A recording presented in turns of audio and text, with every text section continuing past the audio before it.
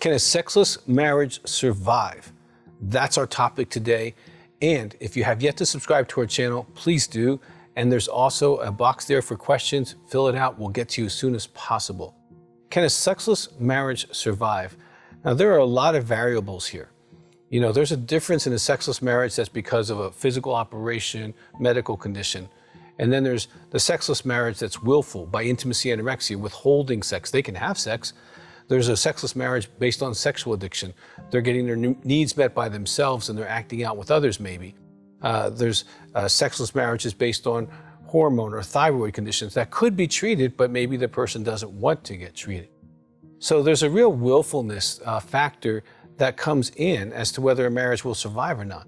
There's a total difference in the context as to accepting someone's medical limitations versus someone who just doesn't want to touch you, doesn't want to connect to you. And if they're struggling with intimacy anorexia, they're too busy for you, they blame you, they withhold love, they withhold praise, they're not talking about their feelings with you, and it goes on. They're critical of you, they use anger and silence as a tool inside the relationship, and you feel like a roommate. Now, if that's you, that's an addiction process. And so you can look up intimacyanorexia.com and you can get a lot of information, or look at some of our YouTubes, and there's a lot of information on that, because if it's willful, the marriage probably won't survive, because it's not just about sex. It's about the lack of romance, the lack of sensuality, that touch without sex. And it's also about not feeling connected for years or decades and feeling pushed away and blamed, and feels like you're in some kind of game that you can never win. That marriage is a challenge, but I've seen marriages survive even that, 10, 30, 40 years. Okay, but there may be a breaking point at some point if the person doesn't heal, once the spouse knows they're doing it intentionally, or if the spouse finds out they have a secret self or porn life, or life with other people, even online, even if it's just emotional intrigue. There's such a thing as intrigue addiction, where they're constantly kind of having these little energy things with other people. And so a sexless marriage can survive. Now, it is better not to survive. It's better to thrive. It's better if you can say, hey, our marriage is worth figuring this out. We have a DVD called Sexless and Married, and that's a very helpful thing. It goes through the various reasons why a marriage might be sexless and the solutions. And that's a good place to start if you're struggling. Because once you can identify the potential reasons as to why the marriage is sexless, you can heal if you choose to. And again, if a person doesn't want to heal, they just are sticking you with this sexless marriage, and there's kind of this sense of too bad for you, that marriage is going to be challenged, because you're not really married. They're married to themselves, okay? And if they're married to themselves, you're going to feel like they're not married to you. They don't protect you, don't care about your sexual needs. They're not honoring, forsaking all others, because they're not even forsaking themselves.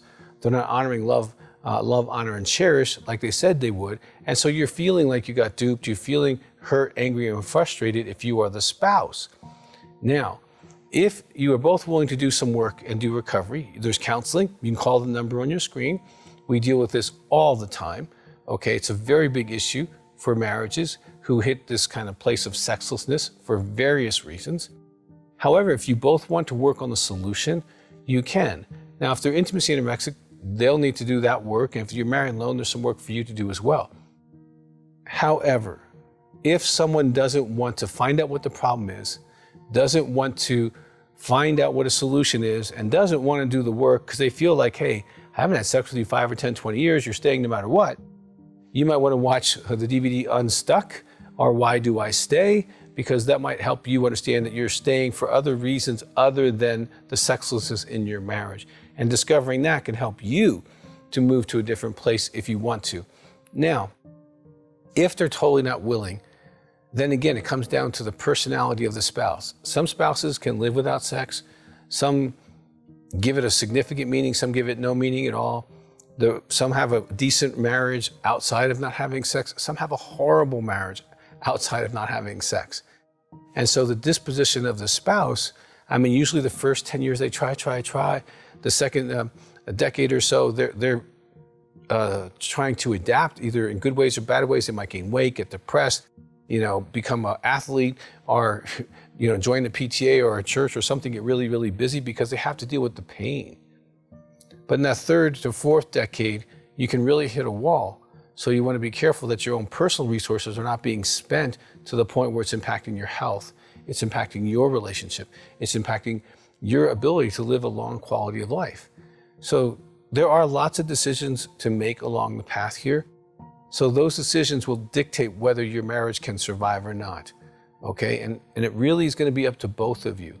Well, the person who has the major issue to deal with it and the person who wants to deal with the trauma.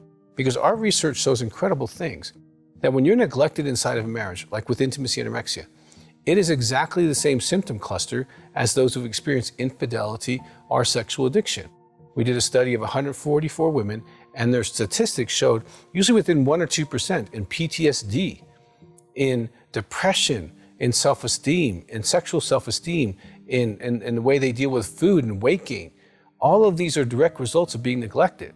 So even if you're the spouse, if you've been in this for a long time, you've probably had to adapt, and you want to heal so you can be that person you used to be in your 20s and 30s and full of energy and life and happy and buoyant, instead of where you are today.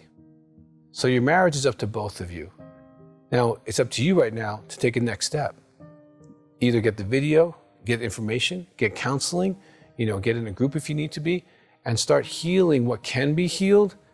And that will eventually create a situation where you'll have to make decisions on how you accept a sexless marriage if that person is sentencing you to that for non-medical reasons.